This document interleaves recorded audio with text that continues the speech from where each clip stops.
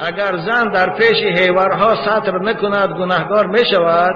از شما خواهش داریم داملای عزیز به این سوال ما روشنی اندازید.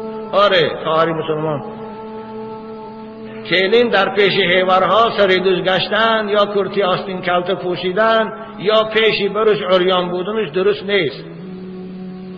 بنابر همون خانم هایی که در حولی زندگانی میکنن همراه حیوراشان، اونها باید وقتی که به حولی میبرن رویمال بندن، این رویمالشان در زیر منحشان سوزنک کنن تا اینکه پیشی برشان و پشتی گردنشان نتابد.